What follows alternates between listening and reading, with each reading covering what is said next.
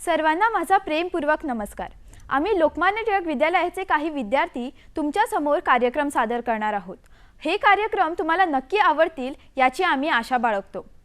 भारत म्हणजे पराक्रम, भारत म्हणजे त्याग, भारत म्हणजे भक्ती, भारत म्हणजे मानवतेचा ध्यास। हा भारत देश म्हणजेच आपली प्रिय माता आहे। या मातेचे पांग फेडणं अशक्य आहे, परंतु आपण जर का आपले आपले काम प्रामाणिकपणे केले, तिची सेवा आहे हा भाव मनी ठेवला, तर तिच्या उपकारातून काही अंशी तरी आपण उत्तराई होऊ शकू। मग चला तर आपल्या उच्चारवाने तिच्या गौरवाचे गीत गाऊ। कोटि कोटि कंठों ने गाया, माँ का गौरव गान है, एक रहे है एक रहेंगे, भारत की संतान है। सादर करीत आहे लोकमान्य टिळक विद्यालयाचा गानवृंद। हे गीत आमच्या शाळेतील शिक्षक ऋषिकेश फडके यांनी संगीतबद्ध केले आहे।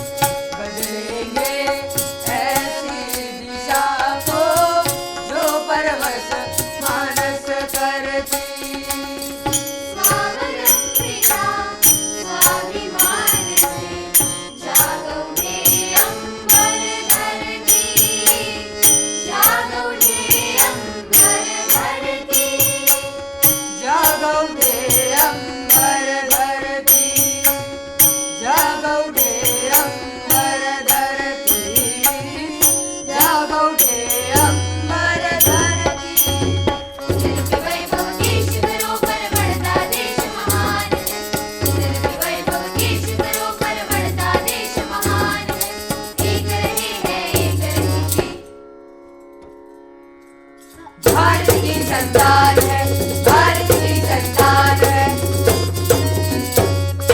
कोटि कोटि कंठों ने गाया माँ का गौरवगान है, कोटि कोटि कंठों ने गाया माँ का गौरवगान है। एक रहे हैं, एक रहेंगे, भारत की संतान है। एक रहे हैं, एक रहेंगे, भारत की संतान है। भारत की संतान है, भारत की संतान है, भारत की संतान है, भारत की संतान है। जय हे, जय हे, जय हे, जय जय जय जय हे।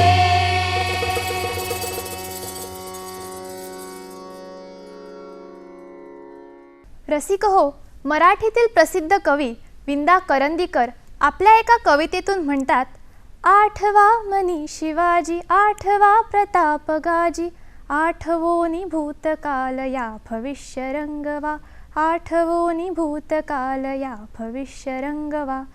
खरंच आपला समृद्ध इतिहास आपल्याला आपले उज्ज्वल भविष्य घडविण्यास नेहमी प्रेरित करीत असतो. आपल्या देशावर अनेक राजवटी होऊन गेल्या, पण आपल्या देशातील शूरवीर योद्ध्यांनी आपल्या पराक्रमातून परकीयांच्या जोखडातून आपला देश मुक्त केला.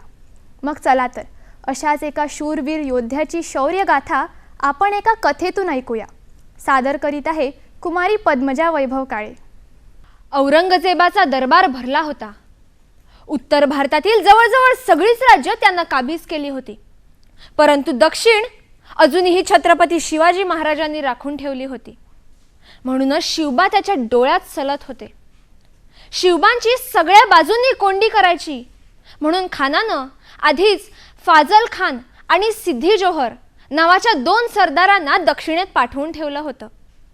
आता आणखीन एका सरदाराला दुसऱ्याही बाजूने पाठवायचं आणि शिवबांची सगळ्याच बाजूने कोंडी करायची म्हणून तो दरबारात गरजला, कौन जाएगा शिवा को मारने?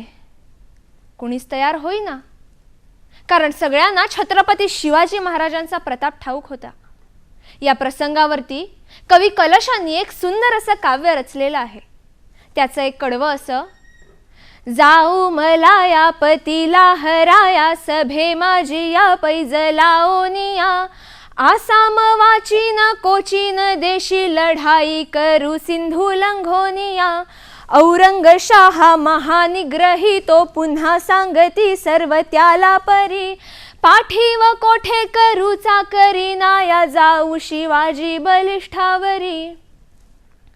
शेवटी औरंग्याला आपल्या मामाला म्हणजे शाहिस्तेखानाला तयार करावं लागलं. शिवबांच्या 15,000च्या सैन्याचा मुकाबला करण्यासाठी खानानं 70,000ची फौज, 100 तोफा, त्या तोफा ओढण्यासाठी प्रत्येकी 2 हत्ती, ते हत्ती सांभाळण्यासाठी प्रत्येकी 2 माणसं, उंट, जनानखाना असे मिळून एकूण 1.5 लाखाचे सैन्य घेऊन तो मजल दरमजल करत पुण्याला निघाला. खान पोहोचला पुण्यात आणि राहिला लाल महालात. आपल्या शिवबांचं बालपणही त्याच लाल महालात गेलं होतं. परंतु त्या पवित्र वास्तूमध्ये आता रोज रोज नाच गाणं, दारू पिऊन धिंगाणा हे सगळं चालू लागलं. देवघर विटाळलं, अंगणातली तुळस मेली. सगळं असह्य होऊन महालातील एक माळी विशाळगडावर महाराजांना भेटण्यासाठी पोहोचला. महाराज लाल महालाचं पावित्र्य संपलं, अंगणातली तुळस मेली. आता तुम्हीच काहीतरी करा महाराज, तुम्हीच काहीतरी करा. यावर महाराज म्हणाले, काय करावं माळी बाबा, खानाची फौज मोठी, कडेकोट बंदोबस्त, कसं काय करावं ते काही समजेना. यावर माळी बाबा म्हणतो कसा, कसलं काय ओ महाराज, अजगरावानी सुस्त फौज त्या खानाची, काय हिकडचं काय तिकडचं काही ठाव नसतं. एवढं म्हणताच महाराजांच्या डोक्यात लख्खन वीज चमकली. बुद्धीचा राजाच तो म्हणा. महाराज म्हणाले, आता सरळ खानावरतीच हल्ला चढवायचा. 200 मावळ्यांची फौज घेऊन आम्ही स्वतः तिकडे जाऊ. महाराजांनी बरोबर मोहीम आखली. बाबाजी व सोमाजी यांना बोलवलं. तुमच्याकडे लग्न आहे ना रे? हां, मग चैत्र अष्टमीचा मुहूर्त धरायचा, गोरज मुहूर्त. सनई चौघडा वाजंत्री घेऊन वऱ्हाड बरोबर महालाच्या मुख्य द्वारापाशी येऊन थांबेल. बाकीचे मावळे आमच्या बरोबर असतील. आम्ही महालाच्या मागून प्रवेश करू आणि जोपर्यंत आम्ही मुख्य दार उघडून बाहेर येत नाही तोपर्यंत वाजंत्री वाजतच राहिली पाहिजे, जेणेकरून आतला आवाज बाहेर येणार नाही. ठरल्याप्रमाणे बरोबर चैत्र अष्टमीच्या दिवशी वराडी वराड घेऊन महालाच्या मुख्य दारापाशी येऊन थांबले. बाकीचे मावळे आणि आपले महाराज महालाच्या मागे गेले. मागचा दरवाजा बुजवला गेला होता, तो फोडून महाराज आत शिरले. महालाच्या आतमध्ये बरेचसे बदल केले गेले होते, त्यामुळे शिवबा थोडेसे गोंधळले. मुदपाक खान्यातील सगळ्या आचार्यांचा समाचार घेत ते सरळ जनानखान्यात पोहोचले. एकच आरडाओरडा झाला, खान किधर है दिखाओ, खान किधर है. खानाचा मुलगा तलवार घेऊन आडवा आला आणि महाराजांनी एकाच वारात त्याची खांदोळी केली. खानाच्या खोलीचं दार धाडकन लाथ मारून महाराजांनी उघडलं. समोर प्रत्यक्ष नरसिंह पाहून खान चळाचळा कापू लागला. जीव वाचवण्याच्या भीतीनं तो राणीवशात धावत पोहोचला. महाराज त्याच्या मागोमाग तिकडे पोहोचले.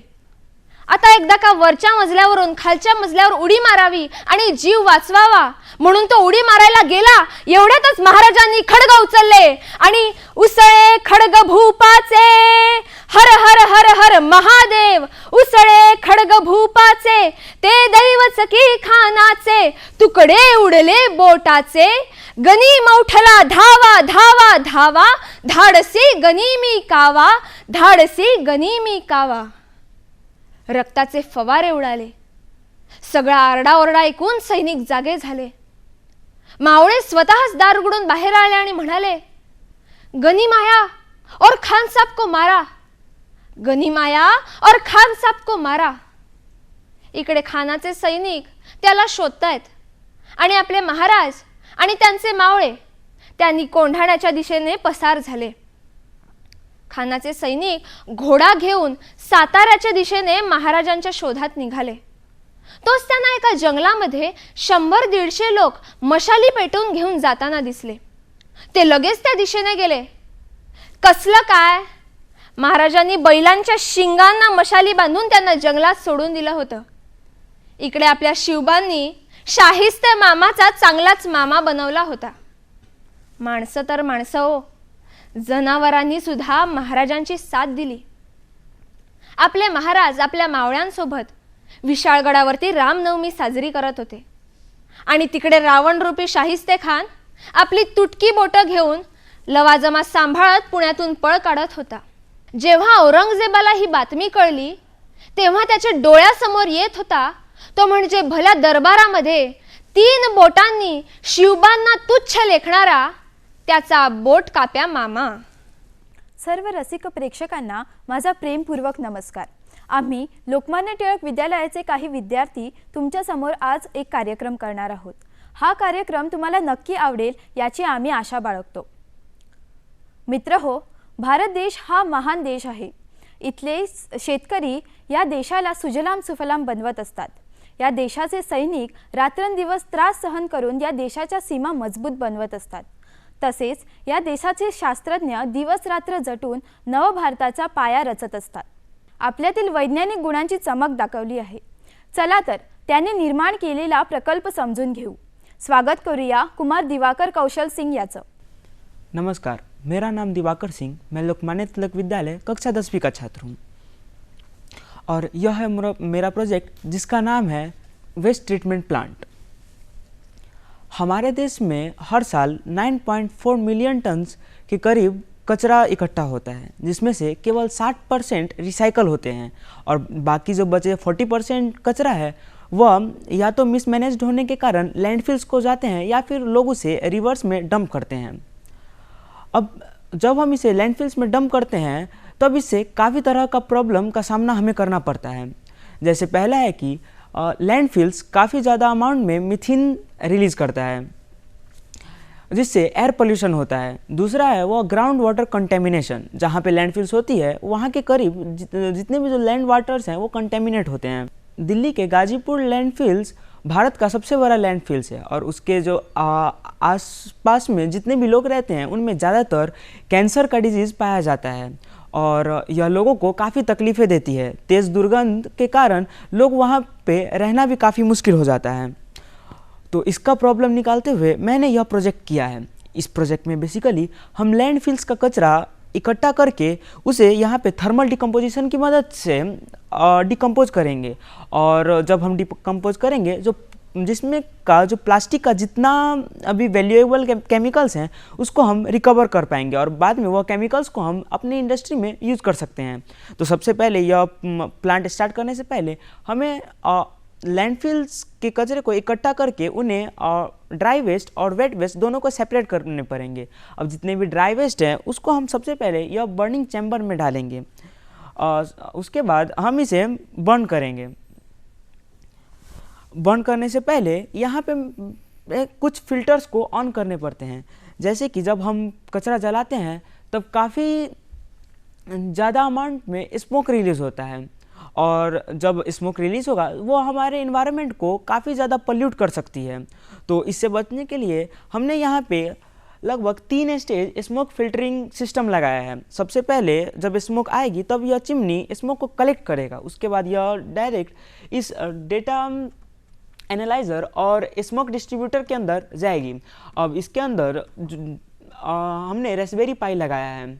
यह रेस्पबेरी पाई उन सभी स्मोक के डेटा को इकट्ठा करेगी। स्मोक को हम मेज़र करने के लिए यहाँ पे MQ2 सेंसर लगाया है। यह MQ2 सेंसर स्मोक को मेज़र करेगी और पूरा डेटा इस रेस्पबेरी पाई को भेजेगी और यह रेस्पबेरी पाई सभी डेटा को स्टोर करेगा। जैसे कि मैंने यहाँ पे कुछ मैनुअली फॉर एग्जांपल के लिए डेटा बनाया है।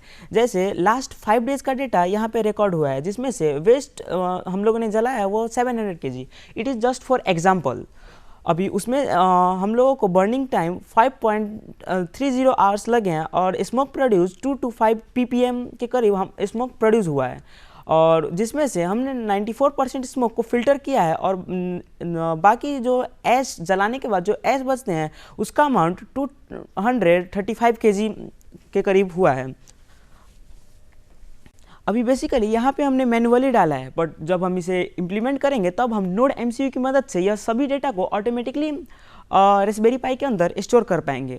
उसके बाद यह जो स्मोक डिस्ट्रीब्यूटर है वह स्मोक को आगे फिल्टरिंग के लिए भेजेगा और सबसे पहले यह इलेक्ट्रोस्टैटिक प्रेसिपिटेटर के अंदर आएगा। यह इलेक्ट्रोस्टैटिक प्रेसिपिटेटर के अंदर प्लेट्स लगे होते हैं जिसके अंदर इलेक्ट्रिसिटी को ट्रांसफ़र किया जाता है। इस वायर की मदद से यह इसके अंदर इलेक्ट्रिसिटी आती है।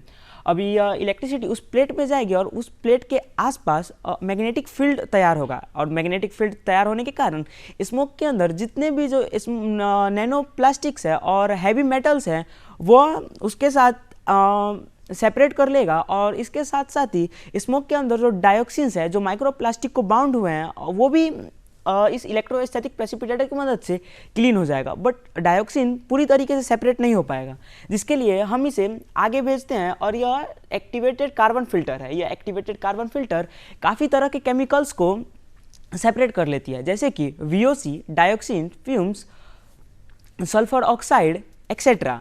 इन सभी को यह कार्बन फिल्टर एब्जॉर्ब कर लेगी और एब्जॉर्ब होने के बाद हम इसे प्यूरिफाई करके अपने इंडस्ट्री में यूज़ कर सकते हैं। डायोक्सिन्स का अभी कोई यूज़ नहीं है सो हम लोग डायोक्सिन्स को हाई टेम्परेचर इंसिनरेटर के अंदर डालेंगे जिससे जितने भी डायोक्सिन्स है वो थर्मली डिकम्पोज हो जाएंगे।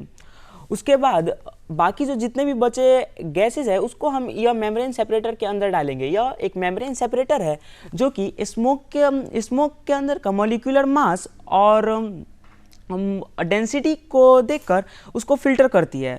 जैसे अभी हमने यहाँ पे 3 मेम्ब्रेन लगाए हैं। सबसे पहला मेम्ब्रेन है वो है CO2 को सेपरेट करती है। स्मोक के अंदर जितने भी CO2 कार्बन डाइऑक्साइड होंगे उनको यह सेपरेट कर लेगी और फिर स्मोक को आगे भेजेगी। अब जैसे कि हमें पता है कि सभी केमिकल्स के अलग अलग मॉलिक्यूलर मास होते हैं बट उसमें कुछ केमिकल्स ऐसे भी रहते हैं जिसके मॉलिक्यूलर मास सेम होते हैं।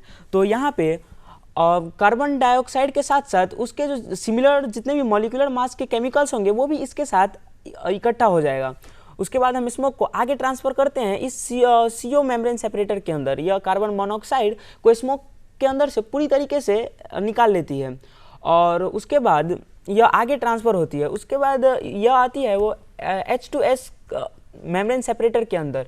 यह H2S मेम्ब्रेन सेपरेटर जितने भी जो हाइड्रोजन सल्फाइड है उनको स्मोक के अंदर से सेपरेट कर सकती है और यह 3 प्रोसेस से हम 90% से भी ज़्यादा जो स्मोक है उसको हम फिल्टर कर लेते हैं। उसके बाद बाकी जो जितने भी बचे केमिकल्स है इस गैस के अंदर वो इन्वायरमेंट के लिए उतना पोल्यूशन नहीं करता है।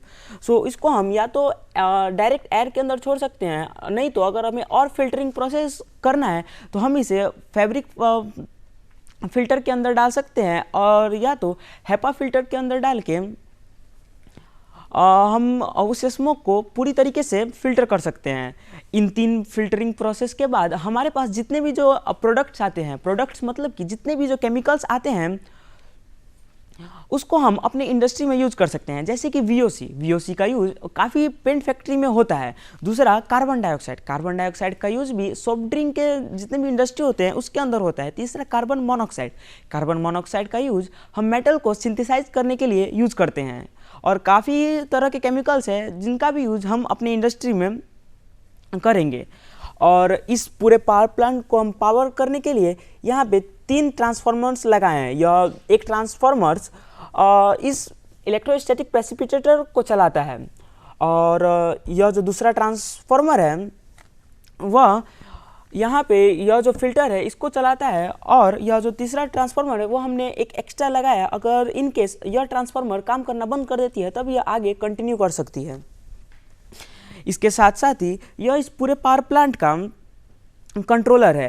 जैसे कि यहाँ पे मेंस हमने ऑन किया तो यहाँ पे LED जलने लगी। उसके बाद फिल्टर 1, फिल्टर 2 और फिल्टर 3 तीनों को हम यहाँ पे ऑन करते हैं। यह तीनों यहाँ पे ऑन हो चुकी हैं। इसके साथ साथ ही इसके अंदर हमने 2 चिमनियाँ लगाई हैं क्योंकि अगर एक चिमनी के अंदर पूरी तरीके से स्मोक कैप्चर नहीं होता है तब पर भी यह दूसरा चिमनी बचा हुआ जितने भी स्मोक है उसको कैप्चर कर लेगी। जैसे हम इसको अभी ऑन करते हैं, यहाँ पे यह दोनों फिल्टर्स ऑन हो चुकी है और यह जो बटन है वह बटन टिपते ही इसके अंदर जितने भी जो प्लास्टिक रहेंगे उसको हम इलेक्ट्रिकली बर्निंग स्टार्ट कर सकते हैं। अभी यहाँ पे मैं बर्न करके नहीं दिखा सकता हूँ क्योंकि हम यह वीडियो स्टूडियो के अंदर रिकॉर्ड कर रहे हैं और यहाँ पे फायर जलाना अलाउड नहीं है। एक और प्रॉब्लम आती है वो है पंजाब और हरियाणा के साइड में जितने भी फार्मर्स हैं वो स्टबल बर्न करते हैं। स्टबल मतलब वो अपने पराली को बर्न करते हैं। जब हार्वेस्टिंग होता है तब जो खेत में बचे कुछ फसल के अवशेष हैं उनका वो क्लियर करने के लिए जला देते हैं और जिससे काफ़ी पोल्यूशन होता है। तो इसका सल्यूशन ढूंढने के लिए गवर्नमेंट ने एक आइडिया को इंट्रोड्यूस किया था, वो है ऑर्गेनिक वेस्ट को पैलेट्स के अंदर कन्वर्ट करना। बट जब हम उसे पैलेट्स के अंदर कन्वर्ट करते हैं तब उसका वैल्यू काफ़ी कम हो जाता है और पैलेट्स का डिमांड मार्केट के अंदर ज़्यादा नहीं है जिसके कारण फार्मर्स को ज़्यादा प्रॉफिट नहीं मिल पाती है। सो उस प्रॉब्लम को का सल्यूशन निकालते हुए हमने इस प्रोजेक्ट में यह इंक्लूड किया है कि सबसे पहले हम जितने भी जो स्टबल मतलब पराली है उसको हम कलेक्ट करेंगे। वह कलेक्ट करने के बाद हम इस बर्निंग चैम्बर में उसको जलाएंगे। जब जलाएंगे तब इससे 4 चीज़ें रिलीज होगी। पहला है स्मोक, दूसरा हीट, तीसरा फ्लेम और चौथा ऐश। सो सबसे पहले हम इस स्मोक को वही प्रोसेस करेंगे जो हमने प्लास्टिक वेस्ट के जो स्मोक है उसके साथ किया था। इन सभी फिल्टर्स की मदद से हम उसके अंदर के केमिकल्स को निकालेंगे। उसके अंदर ज़्यादातर कार्बन डाइऑक्साइड, सल्फर ऑक्साइड और सम अमाउंट में डाइऑक्सिन पाए जाते हैं। तो उन सभी को हम कलेक्ट करके अब अपने इंडस्ट्री में यूज कर सकते हैं जिससे हमें फ़ायदा होगा। दूसरा है वह फ्लेम। अब फ्लेम का यूज हम इस सोलर पैनल की मदद से इलेक्ट्रिसिटी जनरेट करने के लिए भी कर सकते हैं और यह इलेक्ट्रिसिटी हम अपने घरों में यूज कर सकते हैं। अब यहाँ पे उससे ज़्यादातर फ्लेम तो नहीं निकल पाती है तो कम अमाउंट में ही बट यहाँ पे इलेक्ट्रिसिटी जनरेट हो सकती है। और तीसरा है वह हीट। अब हीट का भी यूज़ हम वाटर को स्टीम के अंदर कन्वर्ट करके टरबाइन को नचा कर इलेक्ट्रिसिटी जनरेट करने के लिए कर सकते हैं, जैसे हम लोग थर्मल पावर प्लांट में करते हैं। बट जितने भी जो पराली होते हैं उसका कैलोरीफिक वैल्यू काफ़ी कम होता है जिससे वह थोड़ा कम हीट जनरेट कर पाती है, बट सम अमाउंट में वह उससे हीट जनरेट होती है और उस हीट का यूज़ करके हम ज़्यादा तो नहीं बट थोड़ा सा इलेक्ट्रिसिटी तो हम लोग जनरेट कर ही सकते हैं। अभी लास्ट है वो ऐश। अब हम ऑर्गेनिक वेस्ट को जला रहे हैं तो हमें मिलता है वो ऑर्गेनिक ऐश। अब उस ऑर्गेनिक ऐश का यूज हम हलवा फैक्ट्री में सोप प्रोडक्शन के लिए करते हैं, जिससे हमें और ज़्यादा फ़ायदा होता है। तो यहाँ पे इनपुट सिर्फ एक है, वो है पराली, और यहाँ का आउटपुट इलेक्ट्रिसिटी, केमिकल्स और ऐश है। सो फार्मर्स को इससे 3 गुना ज़्यादा फ़ायदा होती है। इसके कारण जितने भी फार्मर्स हैं उनको ज़्यादा प्रॉफिट होगा और वो अपना पराली अपने खेतों में नहीं जलाएंगे। अभी प्लास्टिक को जलाने के बाद भी यहाँ पे ऐश बचती है। अब उस ऐश को सबसे पहले हम क्रश करेंगे, क्रशर के अंदर। क्रश करने के बाद हमें पाउडर के फॉर्म में मटेरियल मिलेगा, उसको हम सीमेंट के अंदर मिक्स करके, इसका रेशो 7:3 के रेशो में हम जितने भी जो प्लास्टिक के ऐश है उसको मिक्स करके हम अपने घरों के लिए ब्रिक्स बना सकते हैं। अभी यह पूरा प्रोजेक्ट में हम जितने भी जो वेस्ट हैं उसको जला रहे हैं। सो जब हम जलाते हैं तब आग फैलने की संभावना काफ़ी ज़्यादा रहती है। सो वह ना फैले इसके कारण हमने यहाँ पे एक फायर कंट्रोल पैनल लगाया है। यह फायर कंट्रोल पैनल अगर कहीं भी आग बढ़ती है तो यह जो सेंसर्स है वह तुरंत सेंस कर लेगा। अभी यहाँ पे हम लोगों ने नॉर्मल सा एक IR सेंसर लगाया है जो कि बहुत कम अमाउंट में फायर को डिटेक्ट करती है। सो जब हम इसे बड़े स्तर पर करेंगे तब यहाँ पे काफ़ी ज़्यादा एडवांस हम लोग फायर सेंसर्स को लगाएंगे, और इसके अंदर हमने रिले मॉड्यूल को लगाया है। यह रिले मॉड्यूल जैसे ही फायर को यह सेंसर सेंस करता है वैसे यह रिले मॉड्यूल को सिग्नल भेजता है, और यह रिले मॉड्यूल तुरंत इसके अंदर एक वाटर टैंक भी लगा है, और वह वाटर टैंक से एक मोटर कनेक्टेड है जो मोटर एक्टिवेट हो जाएगा, और जिसके कारण हम आग पर कंट्रोल पा सकते हैं। अब यहाँ पे सोलर पैनल से जो इलेक्ट्रिसिटी जनरेट होती है वह इस सोलर पैनल कंट्रोलर के अंदर आती है। यह सोलर पैनल कंट्रोलर और उस इलेक्ट्रिसिटी को मेज़र करता है। जैसे कि यहाँ पे अभी सोलर पैनल एक्टिवेट नहीं है, यहाँ पे हम लोग कुछ भी नहीं जला रहे हैं, सो यह भी ऑफ है। यह दोनों सोलर पैनल का वोल्ट मीटर है, सोलर पैनल कितना वोल्टेज जनरेट कर रही है वह इन दोनों वोल्ट मीटर में दिखाई देता है, और यह दोनों स्विच है जो आगे कंटिन्यू कर सकती है इसके इलेक्ट्रिसिटी को। अब यह आगे इलेक्ट्रिसिटी हम लोग DC को AC में कन्वर्ट करके अपने घरों में भेज सकते हैं। यह AC कंट्रोल पैनल है। यह AC कंट्रोल पैनल इस तीनों ट्रांसफार्मर के अंदर कितना इलेक्ट्रिसिटी सप्लाई जा रहा है उसके वोल्टेज को मेज़र करता है। जैसे अभी यहाँ पे इन तीनों ट्रांसफार्मर के अंदर लगभग 230 to 240 के वोल्टेज के करीब इलेक्ट्रिसिटी जा रही है। यहाँ पे मैंने MCB लगाया है। यह MCB जैसे यहाँ पे शॉर्ट सर्किट होगा वैसे यह MCB नीचे गिर जाएगी। यह 2 इंडिकेटर्स है जो बताती है कि आगे सप्लाई जा रहा है, और यह एक इंडिकेटर शॉर्ट सर्किट इंडिकेटर है। जैसे इसके अंदर शॉर्ट सर्किट होगी वैसे ही यह ऑन हो जाएगा। और यह था मेरे प्रोजेक्ट के बारे में। अभी अगर स्टेट गवर्नमेंट अगर स्टेट में यह प्रोजेक्ट को इम्प्लीमेंट करती है तो हम इस प्रोजेक्ट से लैंडफिल्स के अंदर जितने भी जो वेस्ट हैं उसको रिड्यूस कर सकते हैं। सो तीसरा जो फ़ायदा होगा वह होगा किसानों का।